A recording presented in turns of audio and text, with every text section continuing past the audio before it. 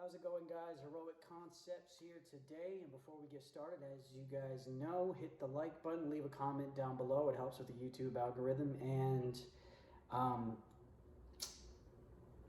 shoot me a DM on Instagram if you have any questions at AndyConcept87. That is the best way to reach me.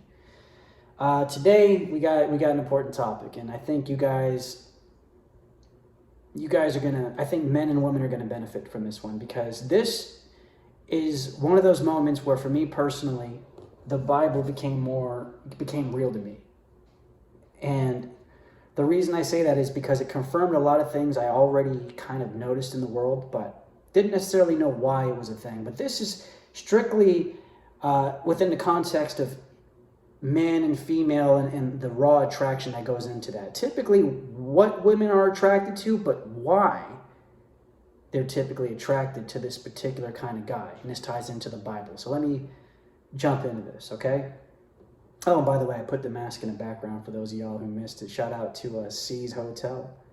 Mentioned you like the Jesus tank top, showing love. I appreciate that. And I just wanted to bring back the mask for some of y'all in case, y'all missed the mask, man. Look at this thing, bro. Look at the damage and the wear and tear on this thing, man. All those videos from back in the day, and me probably freaking sweating like a pig, trying to do videos and a costume, and it was just extremely hot and uncomfortable. Anyway, let me get back into the topic.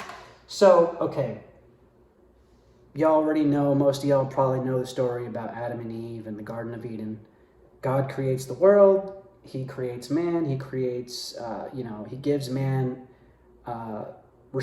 he gives man the role of naming all the animals in the garden. Okay, everything's perfect on earth, but he noticed man was lonely, and obviously, we're social creatures. We need another human to talk to. We can't just talk to all the animals, right? Okay, so we gotta have we need a companion. So God gives us a companion, but most importantly, God uses the word well, he mentions that this woman is not only just there to comfort us and to be our companion and have, relationship with, but also basically creating a suitable helpmate, okay? So before we move forward, I just want to elaborate on what that means for the ladies out there watching. A helpmate is exactly what it is, but it doesn't mean it's a lesser role. And I know the times we live in, women don't necessarily, they hear that and they think, oh, well, I could be the leader too.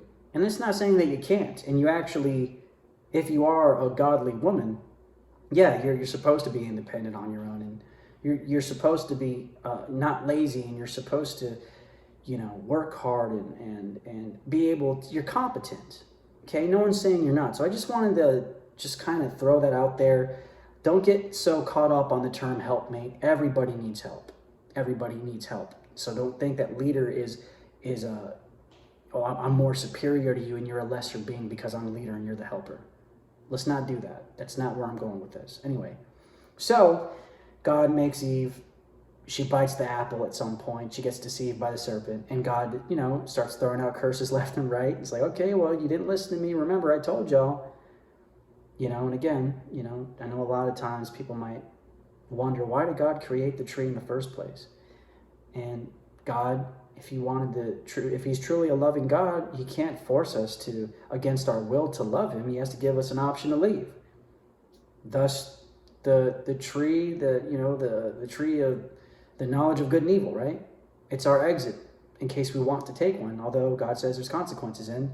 So he curses women, and the thing is about when he does this, women are uniquely cursed. See, all of us are cursed to death. Everybody knows that. But with women, he cursed them in regards to, having pain from rearing children during childbirth. But the second part of the curse, which jumped out off the pages, just right in my face, like, oh man, this is like, I was instantly able to see why this is a curse. Okay? The curse is, and this is what God says, tells Eve, your desire will be contrary to your husband's, but he will rule over you. Now, some of you are probably thinking, What the hell does that mean? Like what does that even mean? What do you mean? What does that mean? But some of you probably caught on to that if you read between the lines. Now remember what I said earlier. Women were originally created as the helpers. That was the role that God gave them when it was heaven on earth. Okay, everything in creation up until that point was perfect, meaning men in this leadership role. Again, God created man first and gave him a role. And then women come along and they help us do our job even better. Okay, but the thing is, man leader, woman helper, heaven on earth. Bliss, okay, complete and total bliss in our relationships at the time. Everything just functioned the way it was supposed to function. Then the fall comes. Now, women are trying to fight you for the role that God gave you initially. And no matter what they do, God calls them to submit to your authority, to submit to the authority of a man. Now, what does that mean? And how does this play into today's world in 2020? Okay? I want you to think about when you hear a woman describe, or rather, let me frame it this way, and ladies, you know what I'm talking about too. Let's be honest here. Let's have an honest conversation. Any guy who has had experience with women knows you've run into this at least once or twice or 3 times, or probably just more times than you can remember. Women will say they want one thing, but respond emotionally to something else entirely. Okay? Now, remember, this curse, I'm talking about the aspect of it that ties in directly to attraction. You see, there's a reason why women, whether they're a God-fearing woman or a woman in the natural world, they typically will date a man who stands up and actually defends his role as a man. They're more attracted to them. Why? Because naturally, that's where they were in creation. That's who they were created to be, a helper.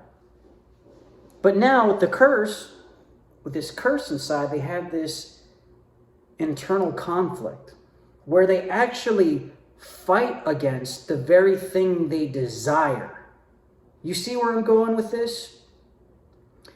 So, for men, here's what this means. If you are a man in a relationship with a woman, and she is basically being inherently selfish, not concerned about the well-being of you or anyone else, she's only concerned about what she wants and her desires, and she wants you to do her will.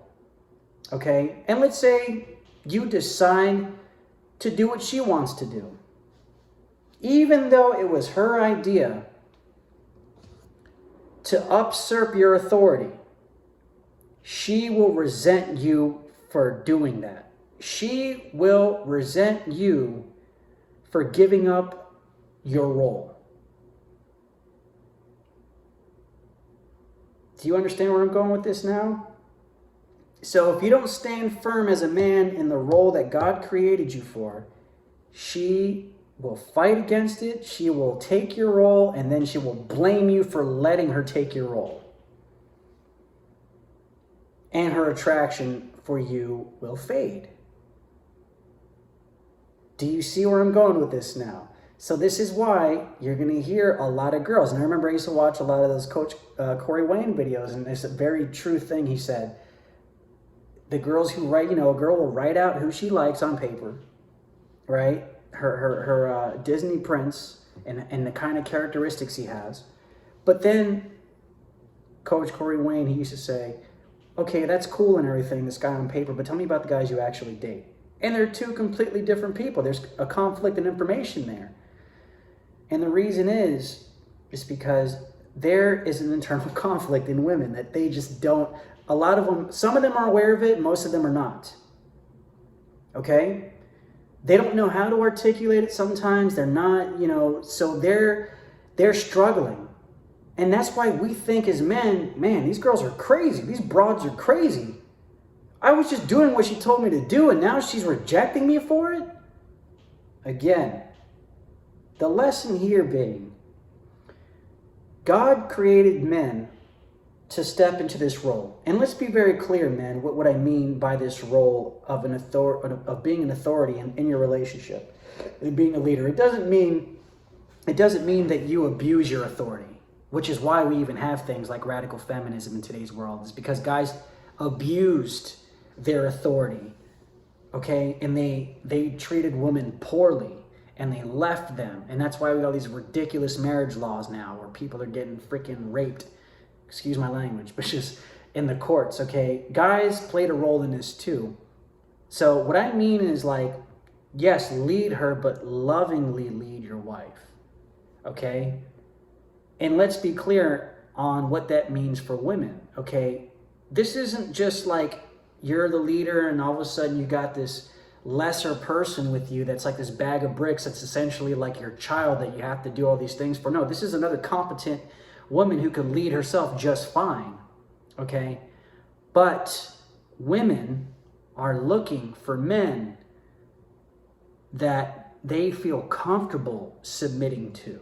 And what submission means in a biblical context, a woman submitting to the authority of her husband's authority, submitting to his role as leader, being the head of the house, it means she trusts you.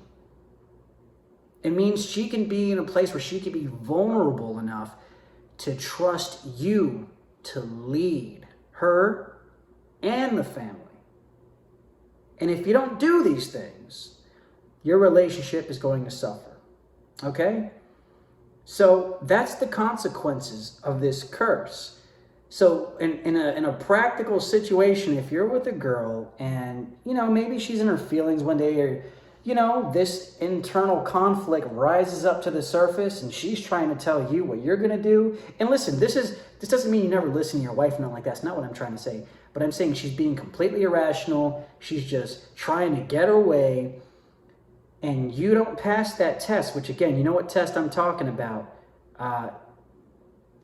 The shit test. I couldn't think of a better word, excuse my language. But that's why they're done. They're testing you. And that's why they do these things. Because again, they want to get back to the Garden of Eden where women were allowed to feel like women. And men were allowed to be men, and there was no conflict, there was no arguments back and forth about who should be in what role and this, that, and the other. Everything was perfectly established by God's divine order. Okay? So you get where I'm going with this, and I want you guys to really think deeply about that and meditate on it. And again, this isn't to convince nobody or do anything like that, but rather I'm just giving y'all something to think about, okay? Not telling you what to do, just giving you something to think about, all right? God bless you all. Have a good day, and I will see you in the next video.